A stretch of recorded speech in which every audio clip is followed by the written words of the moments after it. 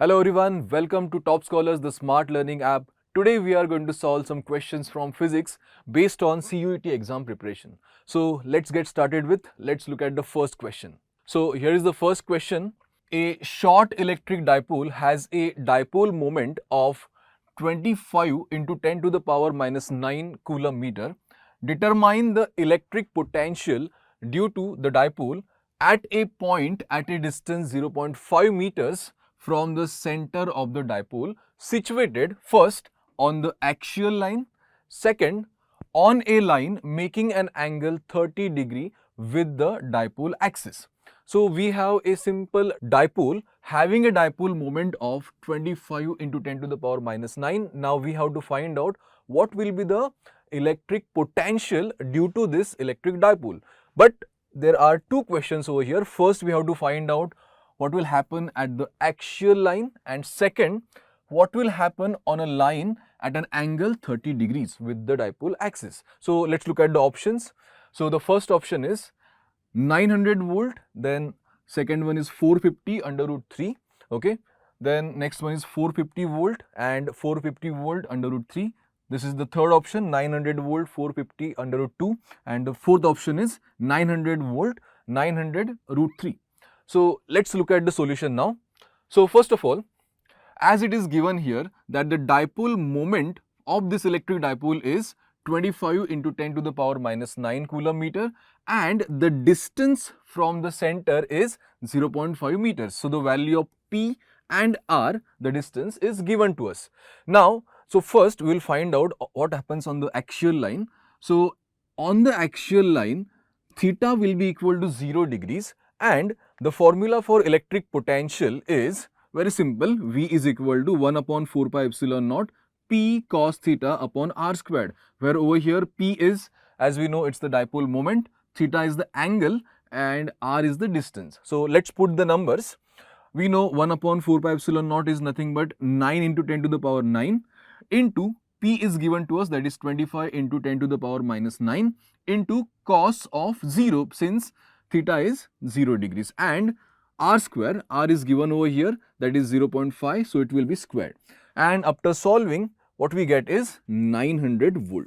So on the axial line, the electric potential is going to be 900 volts. Okay. So now we will look at the next one, that is the electric potential on a line making an angle theta equal to 30 degree. So again, the formula is going to be the same. Okay, V is equal to 1 upon 4 pi epsilon naught P cos theta upon R square. Only difference over here is the angle is different, that is 30 degrees. So let's put the numbers in. So this is 9 into 10 to the power 9, that is 1 upon 4 pi epsilon naught. Then P is given, that is 25 into 10 to the power minus 9, and into cos of 30 divided by R squared, that is 0.5 into 0.5, and after we solve this, finally we get 450 into under root 3 volt, and that's our final answer for this question. So in this way, we have found out the electric potential on the axial line as well as on a line making an angle 30 degrees. Okay, so the correct answer over here is going to be option A, that is 900 volt and 450 root 3. Okay, so that's our answer. Let's look at the next question now. Okay, this is the second question. So over here we have a potentiometer wire. Okay, a potentiometer wire is 100 centimeter long, and a constant potential difference is maintained across it. When two cells with EMF E1 and E2 are connected in series such that positive of one cell is connected to the negative, the balance point is obtained at 50 centimeters. Then, when the two cells are connected in series such that their negative terminals are connected to one another, then the balance point is obtained at 10 centimeter. The ratio of EMFs is what? So the options are 1:2, 5:2, 3:2, and 7:2. So we have to find out what will be the ratio of EMFs between the two cells which are connected in series across a potentiometer wire which is 100 centimeter long. But the two cells are connected in two different ways. First, what we did is we connected them in series such that the positive is connected to the negative, and in the second time what we did is we connected them in such a way that the negative terminal of both of the cells are connected to each other. So let's find out what will be the ratio in this case. Okay, so let's look at the solution for this. It's very simple. First, the two cells are connected in series such that the positive terminals of one cell is connected to the negative of the other. Okay, so then their EMFs add up, is it? That means when they are connected in this way, then the resultant EMF is going to be the sum of the individual EMFs, that is E1 plus E2. Then in that case, okay, the balance point is obtained at L1 equal to 50 centimeters. Okay, then when the two cells are connected in series such that negative terminals of both cells are connected to one another, now in that case what happens is the resultant EMF is the difference between the individual EMFs. Okay, that is E1 minus E2. Okay, now in that case we found out that the balance point is obtained at L2 is equal to 10 centimeters. Okay, so these are the conditions that are given to us. Now the ratio of EMFs is given by, there is a very simple formula, E1 upon E2 is equal to L1 plus L2 upon L1 minus L2. So let's just put the numbers in. Okay, so L1 is 50, L2 is 10, and then here also L1 is 50 minus 10. So that gives us 60 upon 40, and that is nothing but 3:2. So the correct answer over here is going to be 3:2. So our correct answer is option C, 3:2. Okay, so this was a pretty easy question. Now let's look at the next very easy question. Okay, so here is the third question. A bar magnet has a magnetic moment of 500 ampere meter squared. Okay, the magnet is suspended in a magnetic field of 0.20 Newton per ampere per meter. Okay, now the torque required to rotate the magnet from its equilibrium position through an angle of 30 degree will be what? Okay, so it's a very simple question.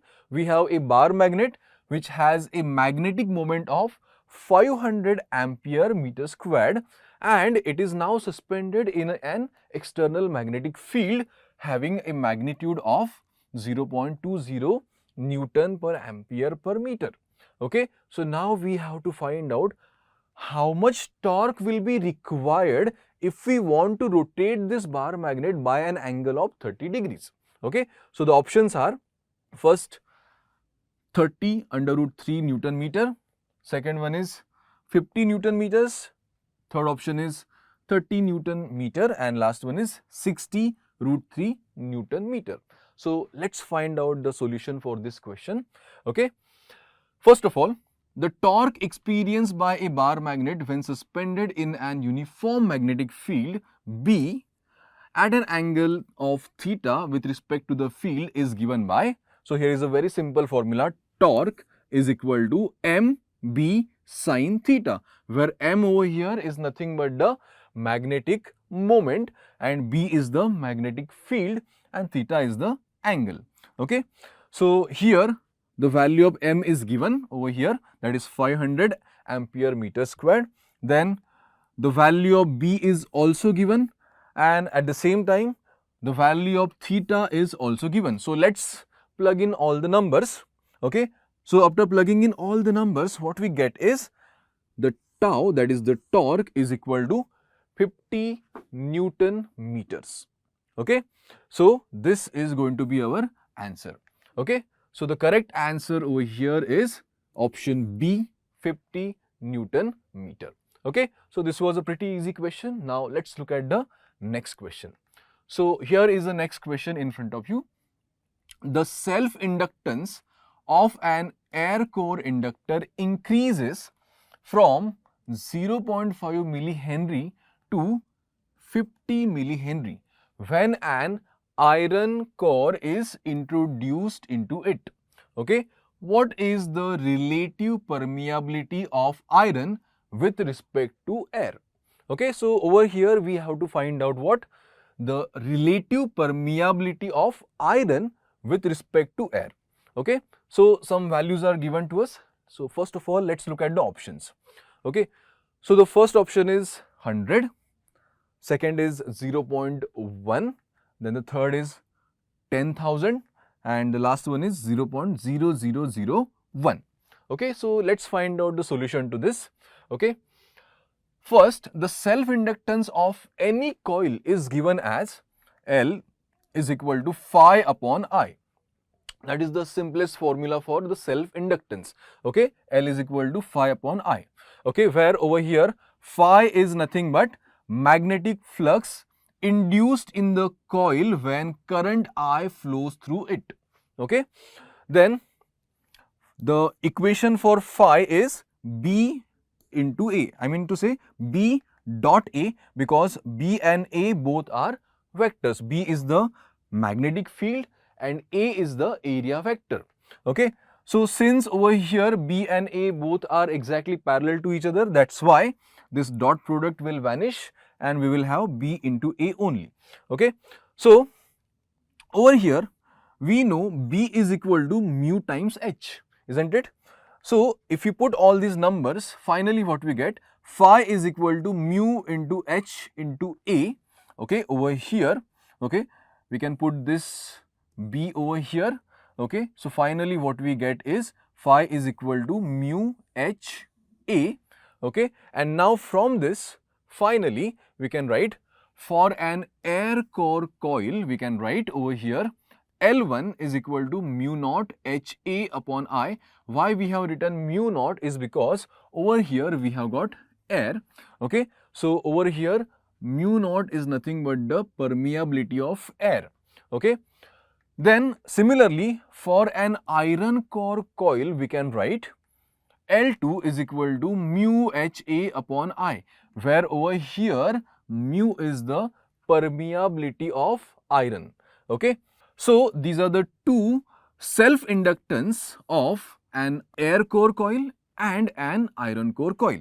Okay, now what we want over here is relative permeability. So what we will do over here is we will divide these two equations, that is L2 upon L1, and after dividing what we get is, as we can see, everything will be cancelled. If you divide L2 by L1, this HA and I will be cancelled and what will remain is mu upon mu naught, and this is nothing but the relative permeability, isn't it? And now we know these values, right? L2 and L1 are given in the question, isn't it? 0.5 and 50. So we can put these numbers. Okay, so after putting these numbers, what we get is 100. So the relative permeability is 100 for this case, isn't it? So our correct answer is going to be option A, that is 100. Okay, so this was a pretty easy question. Now moving on to the next question.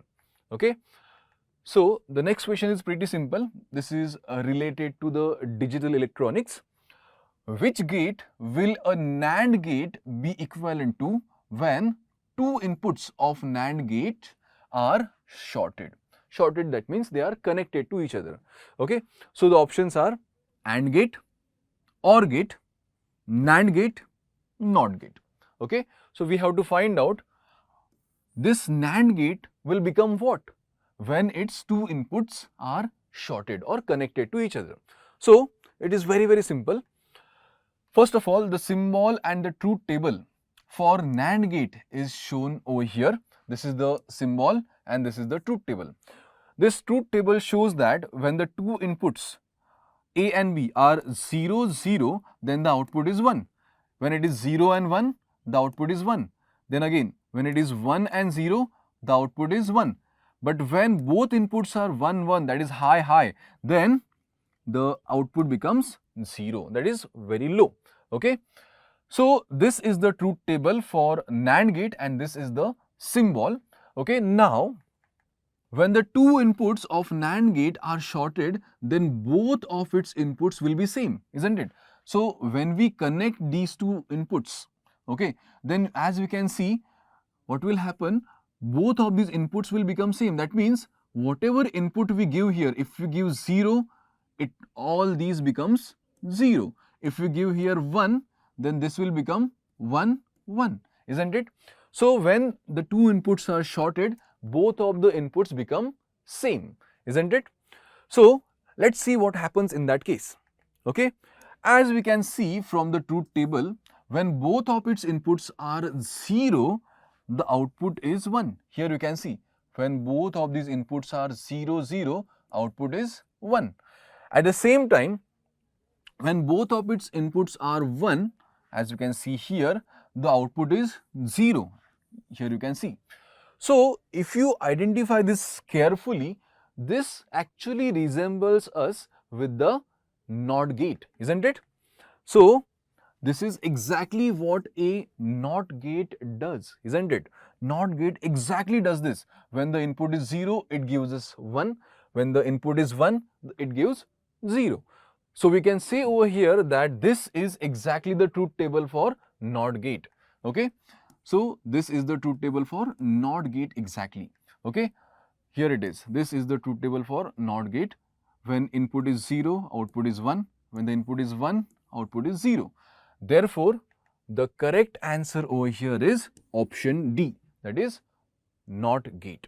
Okay, so this was a pretty easy question. Now moving on to the next question. Here is the next question.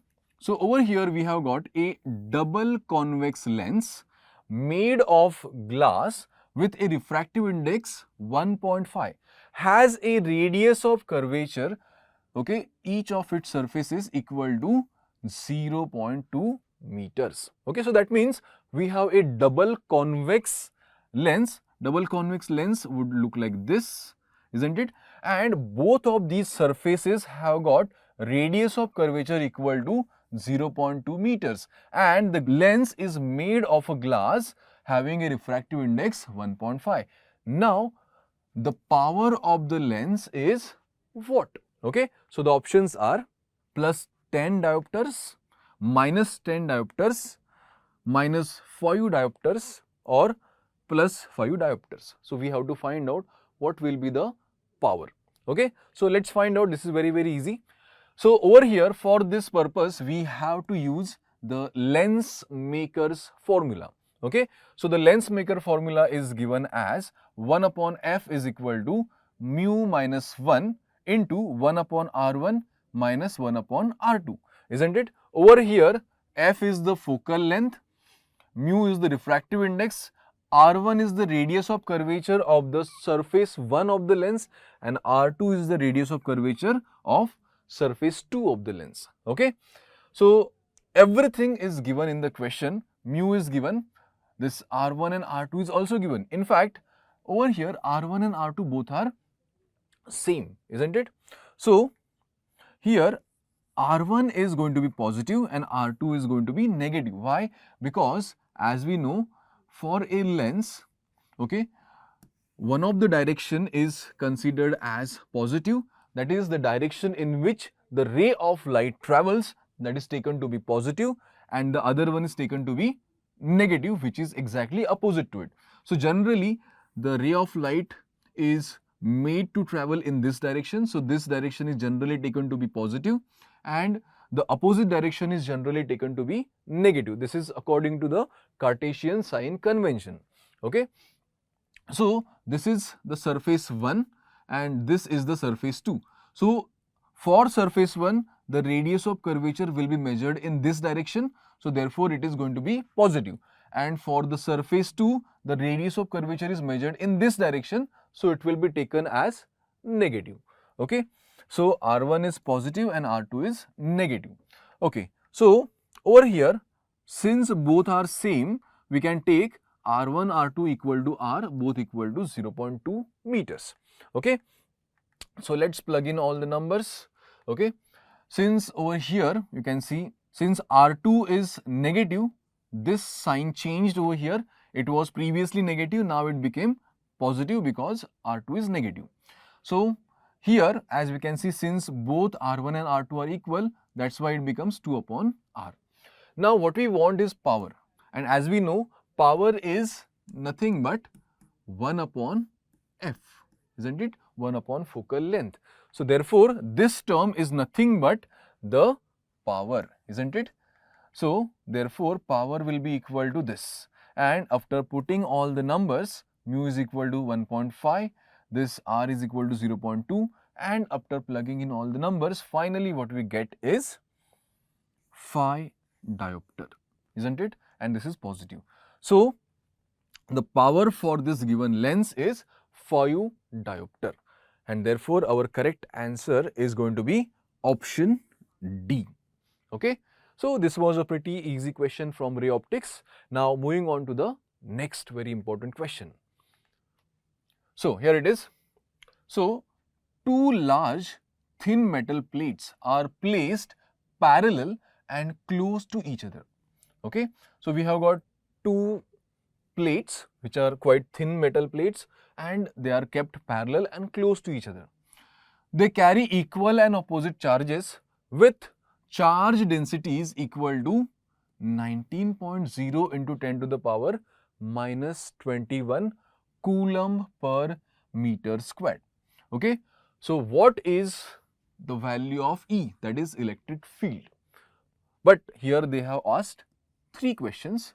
Here, what will be the value of electric field in the outer region of the first plate, in the outer region of the second plate, and then what will happen between the plates? We have to find out. Okay. So the options are, see here we have got 3 options, 1, 1, and then 1.92 into 10 to the power minus 5 Newton per coulomb. These 3 options are given for these 3 questions respectively. Okay. So second option is 0, 0, 2.14 into 10 to the power minus 9 Newton per coulomb. Third one is 1, 1, 2 Newton per coulomb. Then 0, 0, 10 to the power minus 2 Newton per coulomb. So let's find out what will happen. Okay. First of all, since the two plates have equal and opposite charge densities, they must carry equal and opposite charge. Okay. So since the two plates are close to each other, the total charge on the system is 0. As we can see that the two plates are quite close to each other. Okay. So if we use the Gauss law over here, and if we draw a Gaussian surface around these two plates, okay, so in that case, the total charge enclosed inside this closed surface will become 0, and therefore the electric field outside both of these plates will become 0, isn't it? So therefore, for these two questions, that is in the outer region of the first plate and that of the second plate, okay, there will be no electric field according to the Gauss's law. Okay. So this will be 0, this will be 0, this has to be 0. Okay. So that is not a question. Okay. Hence, according to the Gauss's law, there can be no electric field in the outside region of the plates as there is no charge in the region. Okay. The electric field between the plates, okay, the third question, between the plates, the electric field will not be 0. There has to be some field. Okay. So the formula is given as E, the electric field, is equal to sigma upon epsilon naught, where sigma is nothing but the charge density. In fact, the surface charge density. Okay, sigma upon epsilon naught. So let's plug in all the numbers. Epsilon naught is the permittivity of free space, that is 8.854 into 10 to the power minus 12. Okay, and sigma is also given to us. So after putting all these numbers, finally what we get is E is equal to 19.0 into 10 to the power minus 21 divided by 8.854 into 10 to the power minus 12, and after solving, finally we get this 2.14 into 10 to the power minus 9 Newton per coulomb. Okay. So therefore, the correct answer over here is going to be option B, 0, 0, 2.14 into 10 to the power minus 9 Newton per coulomb. Okay, so this is the answer for these three simple questions. Okay, so this was pretty easy. Now moving on to the next question. So here is the next very simple question. So here we have got two statements. First one, the possibility of an electric bulb fusing is higher at the time of switching on and off. And the second statement is, inductive effects produce a surge at the time of switching on and off. Okay, so two statements are given. Let's look at the options. Both statement 1 and statement 2 are true, and statement 2 is the correct explanation for statement 1. B, both statement 1 and statement 2 are true, but statement 2 is not the correct explanation for statement 1. Okay, statement 1 is true, but statement 2 is false. Okay, statement 1 is false, but statement 2 is true. Okay, so which one is the correct answer or correct option that we have to find out? Okay, so it's very simple. The possibility of an electric bulb fusing is higher at the time of switching on and off. Why? Because of the coiling in the bulb, which acts as an inductor, okay, produces a large current at that time, which generates more heat and melting of the coil wire. Okay, so when the bulb switches on or off, okay, the coiling inside the bulb, okay, which acts as an inductor, okay, it produces a large current during that time, and therefore heating effect may occur, and that's why melting may take place, and that's why there is a huge chance or huge probability that the wire, might just fuse. Okay, electric bulb might just fuse during this time. Okay, so therefore this statement 1 is correct, and the statement 2 is the correct explanation for statement 1. Therefore the correct answer over here is going to be option A. Okay, both the statements are true, and statement 2 gives us the correct explanation for statement 1.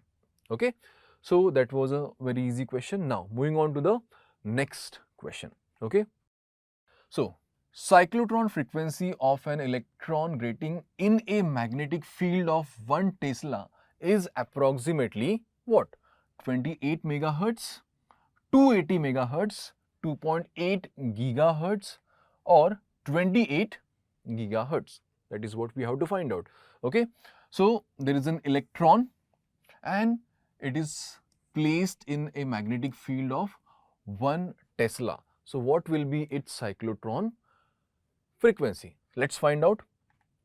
So this is the simple formula for cyclotron frequency, that is F is equal to QB upon 2 pi m, where Q is the charge on the electron, B is the magnetic field, 2 pi is a constant, m is the mass of the electron.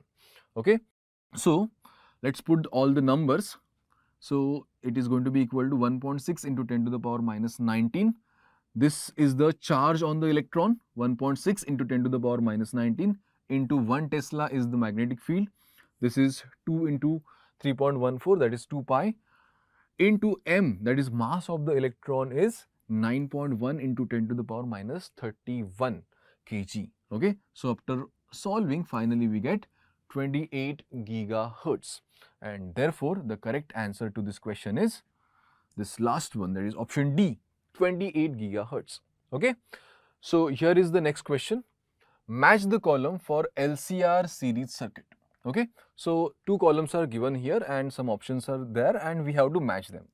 First over here is resonant frequency, quality factor, then average power, and then impedance. This is all with regards to LCR series circuit. First option is ERMS IRMS cos phi. Second option is under root R squared plus omega L plus 1 upon omega C whole squared. Third option is 1 upon 2 pi under root LC. Okay, and then fourth option is resonant frequency divided by bandwidth. Okay, so we have to match them. That means which one is correct for each of these options, that we have to find out. So the options given over here are this one, A, B, C and D. These are the four options that we have to match. Okay, whether this A matches with the third, B matches with the fourth, C with the one, and D with the second. And in this way, there are various options given. So let's find out which one matches the correctly. Okay. So here, first of all, as we know, resonant frequency in a series LCR circuit, the resonance occurs at a frequency given by F is equal to 1 upon 2 pi under root LC. Okay. So that means this first one will match with the third one, that is 1 upon 2 pi under root LC. Okay. Then the second one is quality factor. Quality factor of a LCR or resonance circuit is the ratio of resonant frequency to the bandwidth. Okay. So therefore, this one will match with the fourth one. Okay. So we have matched these two. Let's match the remaining two. So the average power, okay, average power in a series LCR circuit is given as this one. P average is equal to E RMS I RMS cos phi. Okay. So that means average power, the third one will match with this first one. And the last one is impedance. The effective resistance in the LCR circuit called as the impedance is given as this one. Z is equal to under root R squared plus in bracket omega L plus 1 upon omega C whole squared. Okay. So therefore, this will match with the second. Okay. As we saw, the first one matched with the third, second one with the fourth, and the third with the first, and the fourth with the second. So these are our correct answers. So here the correct answer is going to be this one, option A, A with the third, B with the fourth, C with the first, and D with the second. Okay. So this is going to be the correct answer for this question. So here we come to the end of this question series. Thank you so much for watching.